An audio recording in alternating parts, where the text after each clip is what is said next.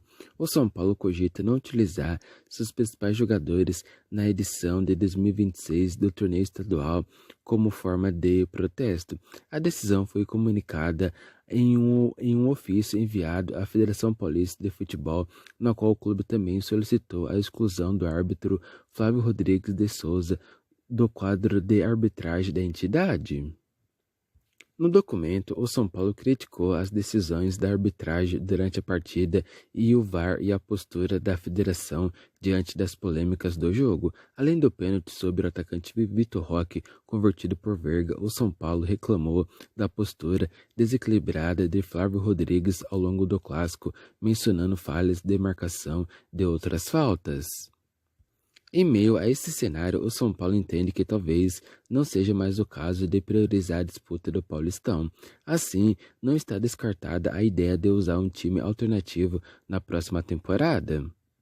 Vale destacar que Flávio Rodrigues de Souza já havia sido afastado do quadro de arbitragem da CBF no ano passado por um erro cometido em um jogo entre Vitória e Fluminense pelo Brasileirão.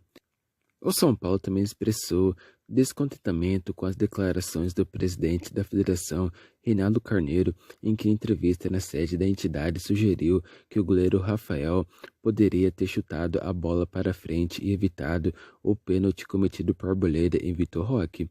O mandatário da federação inclusive se desculpou com o goleiro de São Paulo e afirmou que os seus comentários foram infelizes.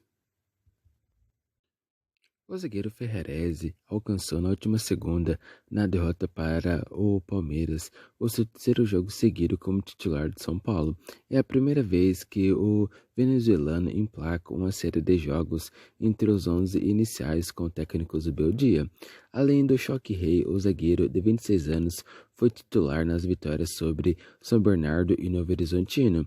O técnico argentino decidiu escalar o defensor no esquema com 3 zagueiros, adotado nos últimos jogos da equipe no Paulistão. Ferrarese jamais havia sido escalado como titular em 3 jogos seguidos por Zubeldia. O jogador já disputou partidas em sequência, mas sempre intercalando entre os 11 iniciais e saindo do banco de reservas. Na atual temporada, por exemplo, ele esteve em campo 7 vezes consecutivas. A última vez que o jogador iniciou 3 jogos seguidos pelo São Paulo faz quase um ano, quando o técnico ainda era Carpini. Em abril do ano passado, o zagueiro foi titular na vitória contra o Cobressal pela Libertadores e nas derrotas para o Fortaleza e Flamengo pelo Brasileirão.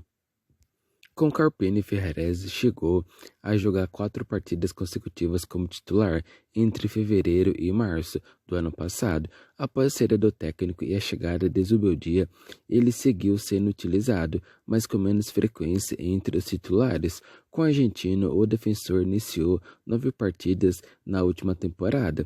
Ferrarese cresceu no São Paulo muito por conta do esquema adotado por Zubeldia nos últimos jogos, ao lado de Arboleda e Alan Franco, principais zagueiros do São Paulo.